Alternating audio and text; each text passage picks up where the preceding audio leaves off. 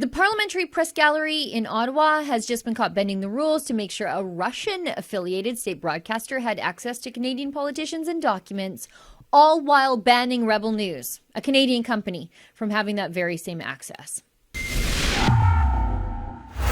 You know, the mainstream media, they literally won't shut up about Russian meddling in Canadian politics or Western politics in general. I mean, here's the CBC just making things up, saying that the spontaneous and organic convoy to Ottawa protests, which remained in the nation's capital entirely peaceful for 3 weeks before Justin Trudeau himself went full Vladimir Putin on his opposition. Well, CBC says those were somehow a Kremlin operation. Take a listen.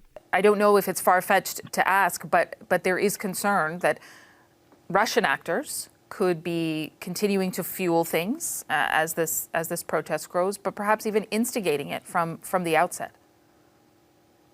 Well, again, I'm going to defer to our partners in the public safety, the trained officials and experts in that area.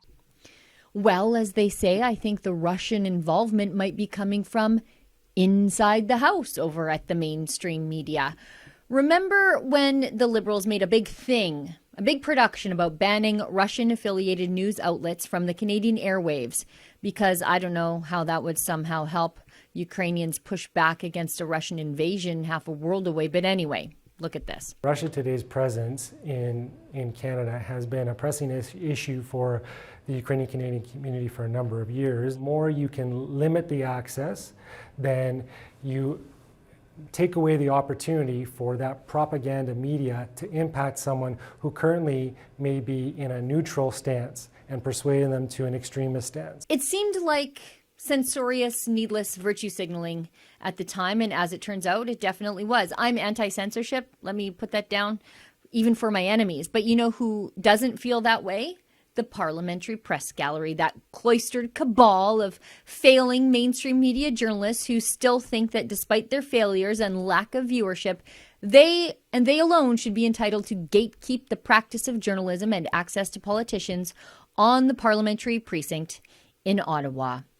The Parliamentary Press Gallery does not see Russian-affiliated state broadcasters as their enemies or even enemies of the state. Rather, they broke the rules to give them access to Canadian politicians, including our dim-witted Prime Minister. Look at this. The Canadian Parliamentary Press Gallery is in breach of federal sanctions against the Kremlin. Cabinet would not comment on gallery dealings with a blacklisted entity, the official Russian news agency Itar-Tass, in breach of special economic measures regulations.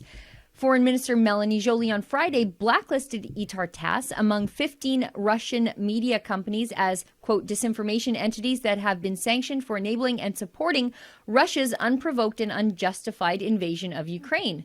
Tass has been a press gallery member since Canada established diplomatic relations with the USSR in 1942. The Itar-Tass bureau chief could not be reached for comment. The agency, as a press gallery member, is granted in-person access to parliamentary proceedings and documents.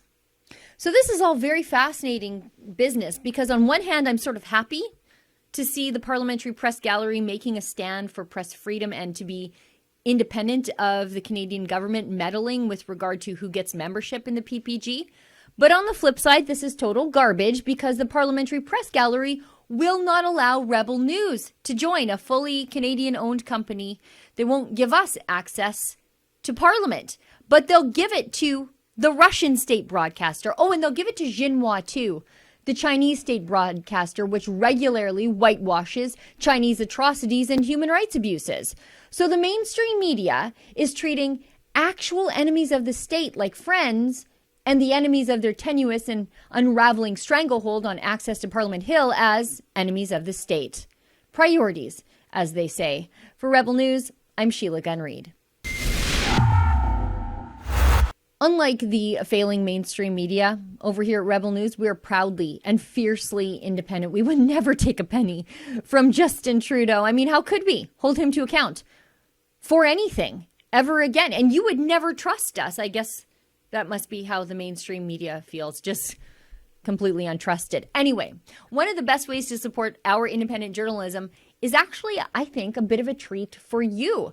Consider getting yourself a subscription to Rebel News Plus, where you will get access to exclusive paywalled content, but also ad-free versions of our paywalled show, including my own, The Gun Show.